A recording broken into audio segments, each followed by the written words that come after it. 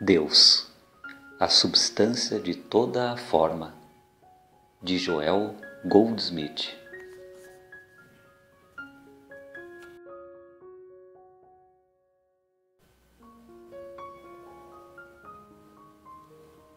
Lidando com as crenças universais.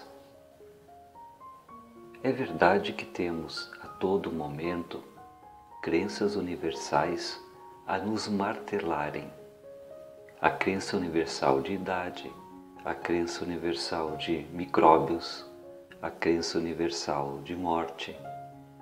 Porém, ela nos vem aos pensamentos como crenças, sujeitas à nossa aceitação ou rejeição.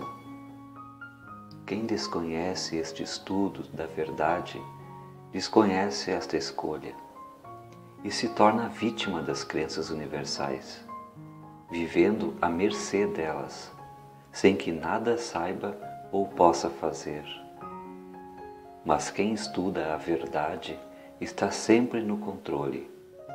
Pode aceitar ou rejeitar as crenças universais, pensamentos ou sugestões que lhe vêm, podendo inclusive lidar com elas antes mesmo que surjam. Toda aparência como pecado, doença, falta ou limitação vem à nossa consciência como crenças ou sugestões, e nós podemos aceitá-las ou não, dependendo unicamente de nós mesmos.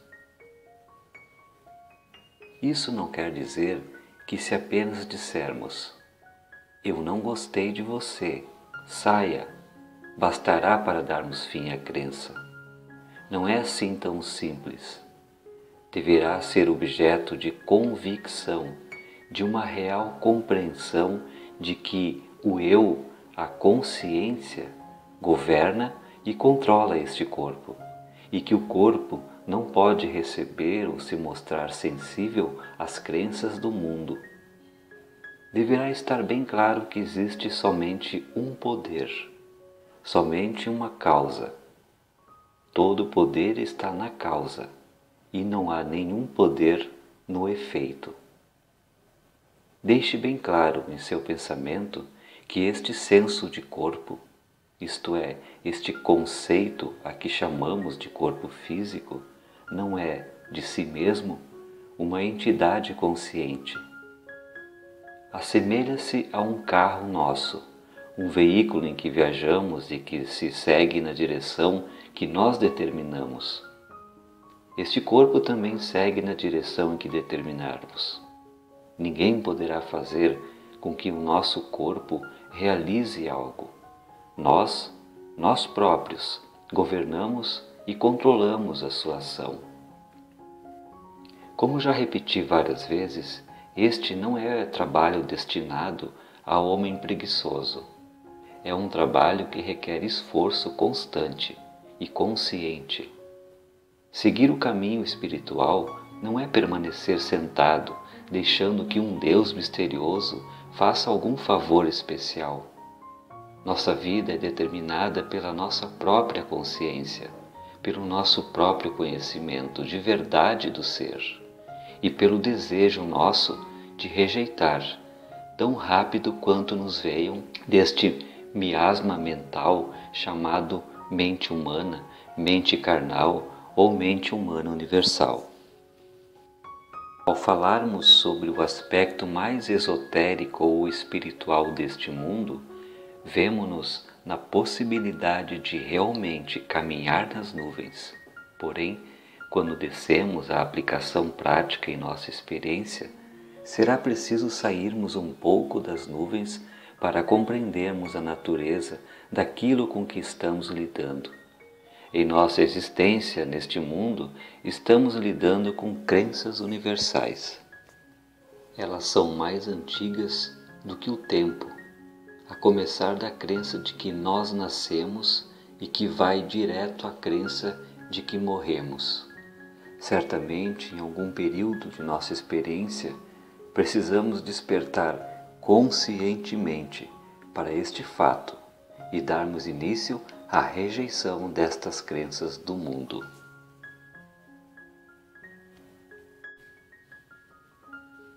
Capítulo 9. A natureza do indivíduo como consciência. É provável que o ponto mais importante da vida espiritual venha a ser a questão: que é Deus?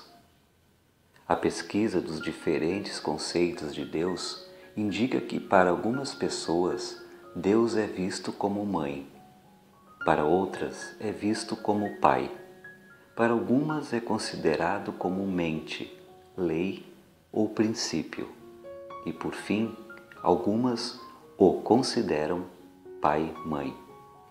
Se o conceito for iluminado, um termo não será mais importante ou adequado que o outro, mas a nossa maneira de considerar frequentemente limita o nosso conceito do infinito a uma forma finita.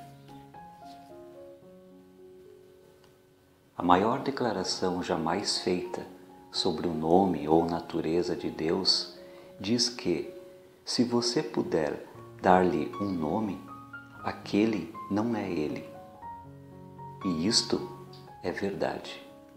Se der a ele um nome, você estará batizando algo além de você próprio.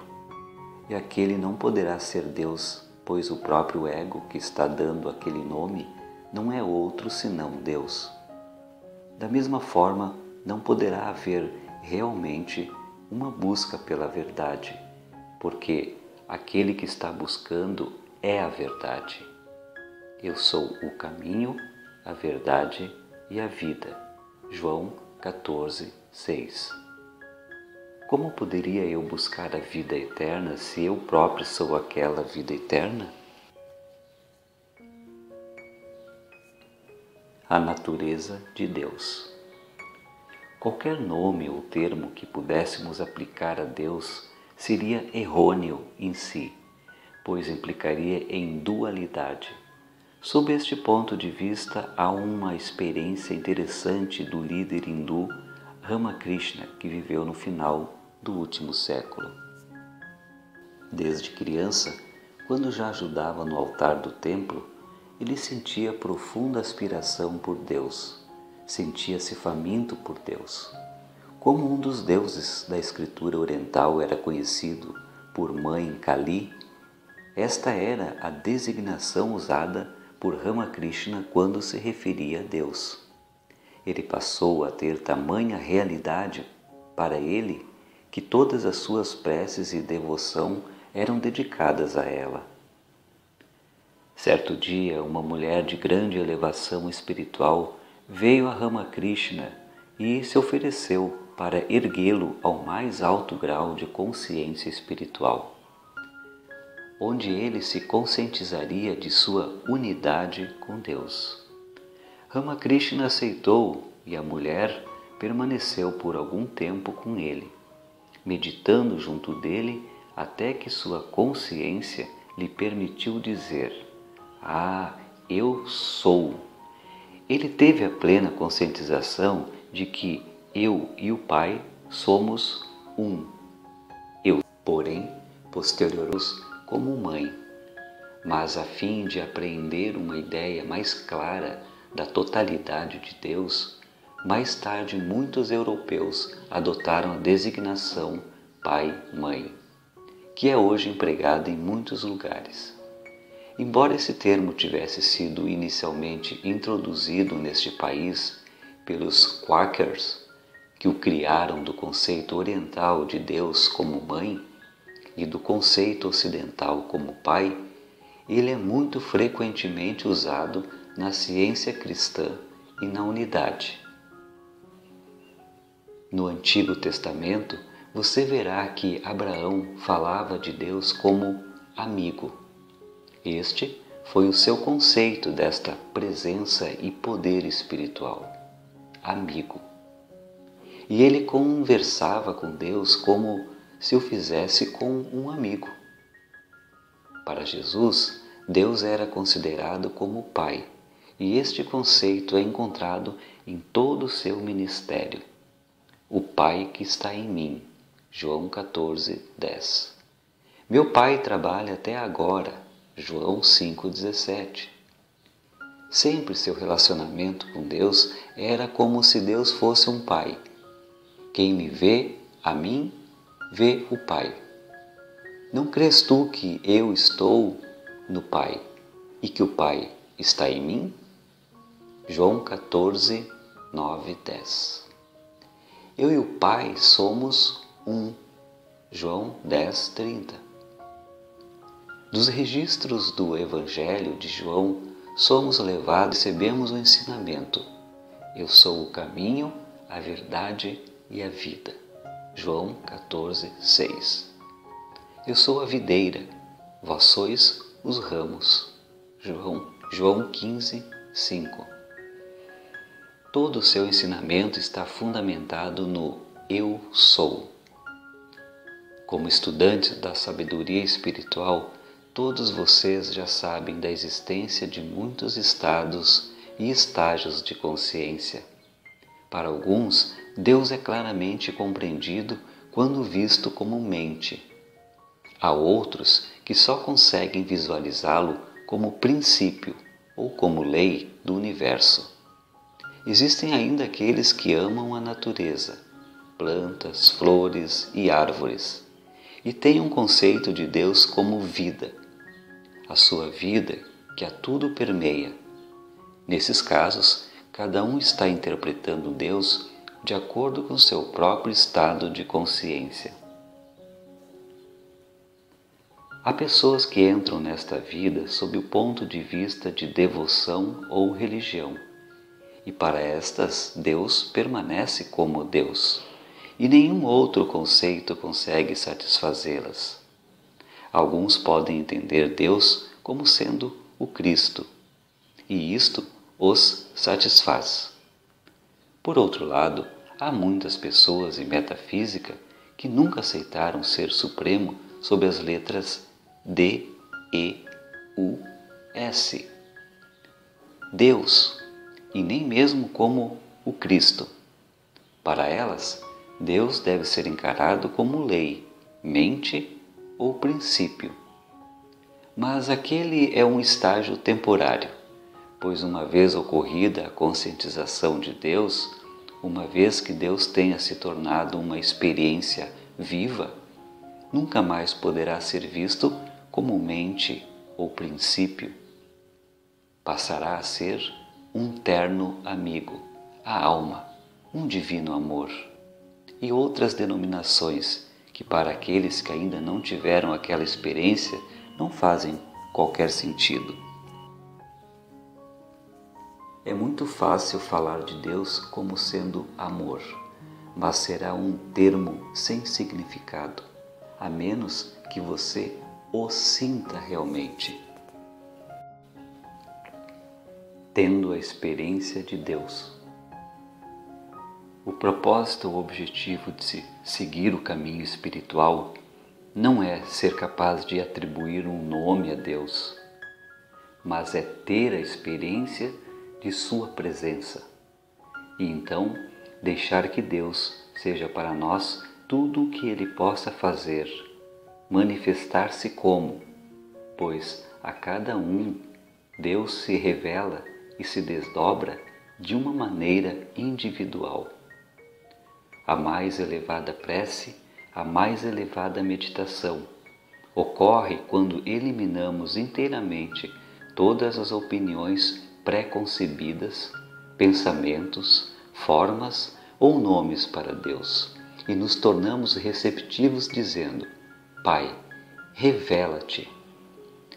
Isto não quer dizer que Deus é Pai no sentido de um pai humano, porque ninguém poderia sonhar com um Deus meramente como um pai de natureza masculina, e nem poderia falar de Deus como mãe pensando em termos de mãe humana. O termo pai e mãe simplesmente denota as qualidades especiais de Deus. Quando nos referimos a Deus como Pai, naturalmente pensamos num forte poder em que podemos confiar, num poder que nos ampara e nos mantém, ou mesmo num poder disciplinador. Quando nos referimos a Deus como Mãe, naturalmente pensamos em Deus como uma suave presença ou influência protetora. Quando nos referimos a Deus como Pai e Mãe, pensamos em todas estas qualidades que nos circundam, formando uma nuvem em volta de nossos ombros e uma luz em nossos pés.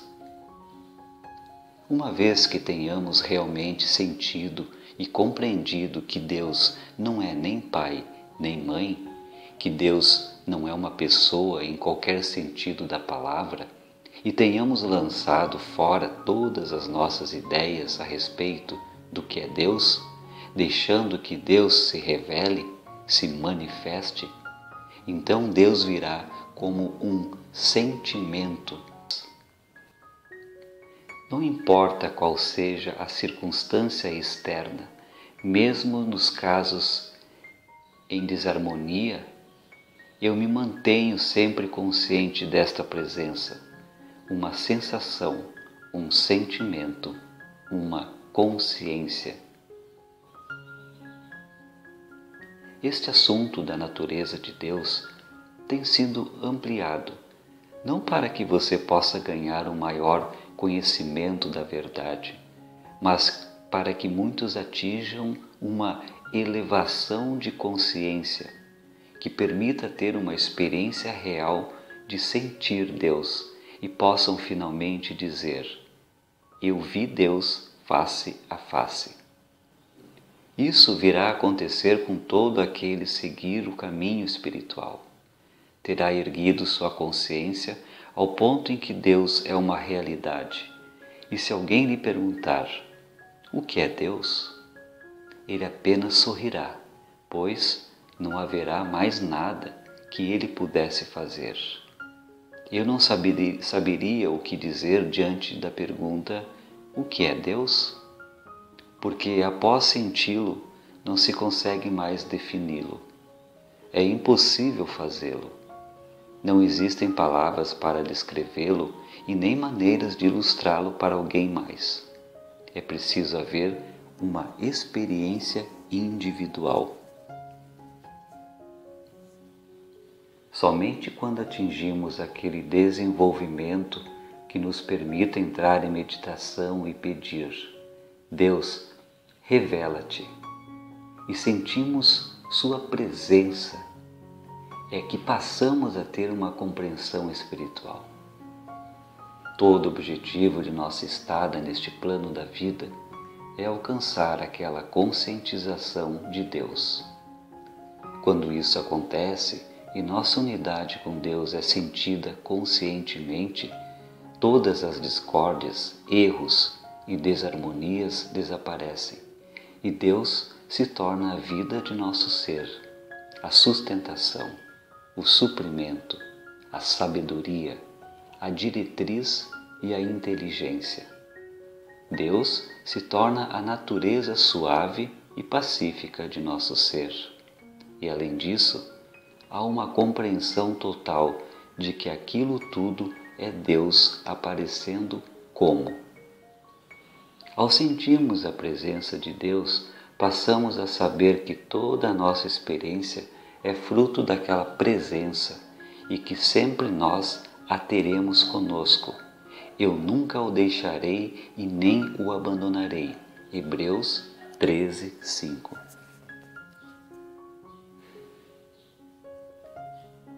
Uma vez que tocado por aquele algo, você saberá que Ele está presente e que nunca o deixará e nem o abandonará. É verdade que você poderá passar horas, dias ou mesmo semanas em que dirá: eu me sinto totalmente isolado de Deus. Você poderia realmente sentir-se daquela forma, sentir-se como um ser humano deixado perdido no mundo, sem base alguma, mas ela retorna muito, muito rapidamente e logo você percebe que não estava realmente afastado daquela presença. Apenas ela estava momentaneamente além de seu alcance, quando a pressão externa era muito forte.